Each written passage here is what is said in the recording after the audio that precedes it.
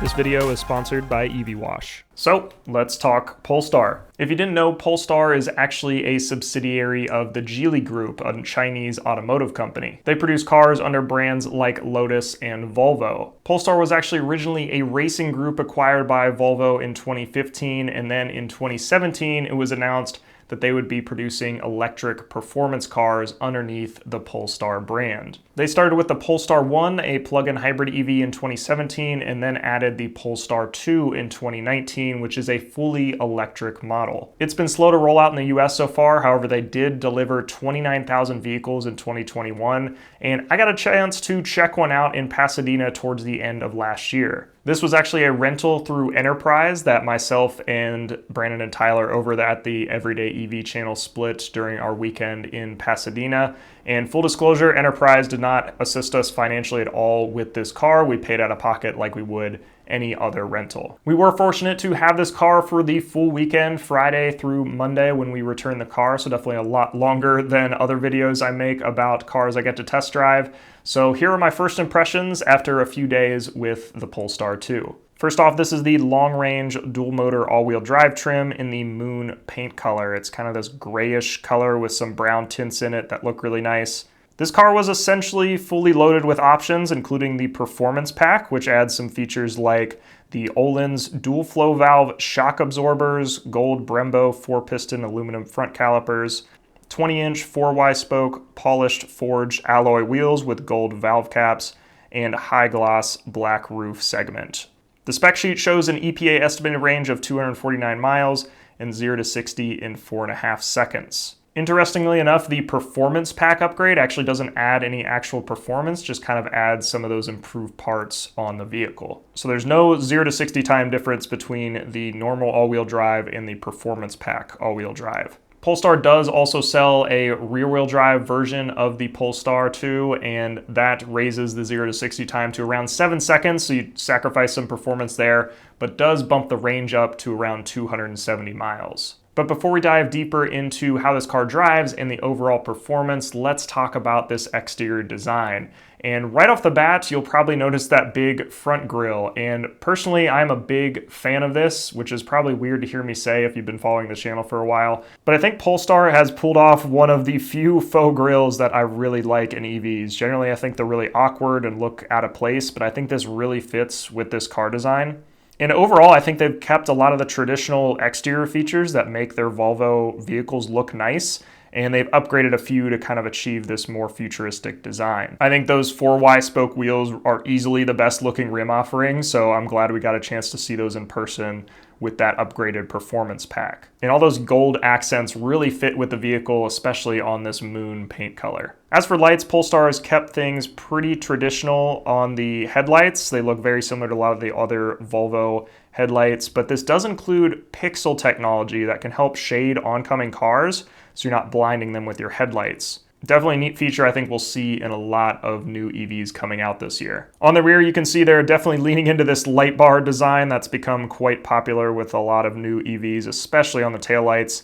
And there's also some cool animations they do with this, so I'm a big fan of this look overall. A couple other things to note on the exterior: the charge port is located on the rear driver's side panel, and this is a manual release. The Polestar 2 can handle DC charging up to 155 kilowatts, and their spec sheet quotes around 33 minutes to charge from 10 to 80%. Personally, I think 150 kW for DC charging is the absolute minimum any new car should be coming out with nowadays. I do wish they kind of future-proofed it and bumped this up a little bit, but I think 155 kilowatts is definitely gonna meet your needs for any kind of driving or charging you're gonna be doing on the road right now. The side view mirrors are also frameless, which is kind of an odd thing to see in person, and you'll notice when you adjust them, the entire mirror housing moves, not just the mirror inside, which is a little bit different than what you're probably used to. Up front, there is a small frunk area. I'd say it's comparable, maybe a little bit smaller than I'm used to in my Model 3, and this is a good place to store some charging cables like is shown here. If we move to the rear, the trunk release is in a weird spot right above the license plate, so that took a day or two to remember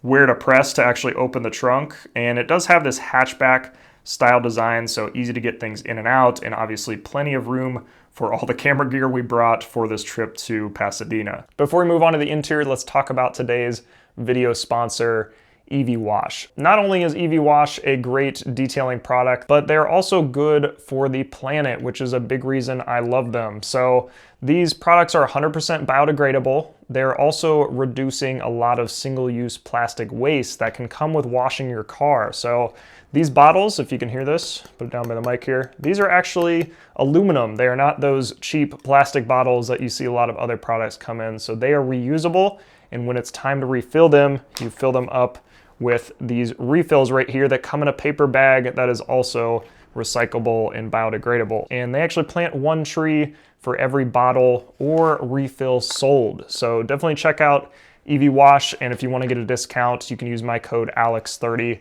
for 30% off your purchase. Now let's get back to the video. And that brings us into the interior. Although the car does seem very good size on the exterior, I was actually a little bit surprised at how small it felt on the interior. I'm very familiar with the Tesla vehicles, so this felt like it split the difference between the Model 3 and the Model Y in terms of interior space. I fit a bit better in the back seat than I would in my Model 3, but there wasn't significantly more space like I was expecting. But overall feel and materials-wise, this was quite comfortable. The interior has this WeaveTech seat material actually, which is kind of a wetsuit-esque feel. I'd imagine it cleans really easily as well, so that is nice. And of course, this is the performance pack, so you've got those gold accents that continue all the way onto the seat belts, which I think is a nice touch. Materials overall, I thought were just really well done. I think the interior feels very premium. They've got this mix of leather and fabric that really just fits with the car. And that brings us to the touchscreen, which I think was the smartest move by Polestar across the entire car. Instead of trying to develop something in-house, Polestar collaborated with Google to create Android Automotive OS. And this is not to be confused with Android Auto, but it does have a lot of the same features. So in this Android Automotive OS, the car is actually running its own operating system. So you can download apps directly to the car versus Android Auto, where you're kind of mirroring what your phone has installed on it. I spent a few minutes clicking through this display, and I can tell you that it is responsive, very well laid out, has a lot of the features that you would expect in a new car in 2022. I think probably the biggest thing here is that it's got Google Maps built in with EV route planning. So if you are plugging in a destination, it will take your state of charge into account and also plan out charging stops along the way for you. Definitely a smart move, and I wish more vehicles started to include this because that's a big feature I like on my Tesla. I don't have to think about route planning a lot of the time because the car does a lot of the work. And overall, I think this is a smart move by Polestar to go with this Android Automotive OS versus depending on Android Auto or CarPlay or something like that. I know when I hop in the car, I like the car to have everything it needs to drive. I don't want to depend on my phone to open up certain apps and run certain things. The Polestar 2 also has a dashboard screen, which I actually really like coming from the Model 3 where this is absent. This has a lot of vital information like navigation, speed, light status, and state of charge that are all really nice to have in front of you versus trying to tilt your head to the side to see. And outside of those touchscreen controls, I think Polestar really struck a good balance between software controls and physical controls. Things like temperature are controlled on the touchscreen, but the actual vents are physical. Adjusting things like the mirrors and windows are in the normal spot. And I think the center console is well designed as well. I especially love this shifter. I think it really fits in with the overall Angular design language.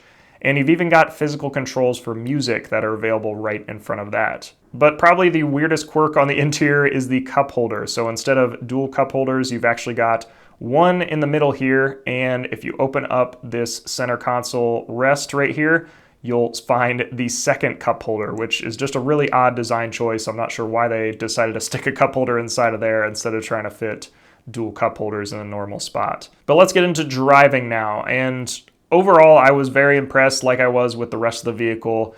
Everything I expected from the Polestar is what I got when I drove it. It is the all-wheel drive trim, 0 to 60 in 4.5 seconds, so plenty of torque there and felt very comparable to my Model 3 in terms of performance, and more than enough acceleration for just day-to-day driving. Steering felt really nice as well, and it is adjustable, so you can make it either more comfortable or more sporty depending on what your preferences are. Probably the biggest thing I would change is the performance pack, actually. I don't think I would quite spring for that upgrade unless I really wanted to track the car or just had the money to blow on upgrading the car.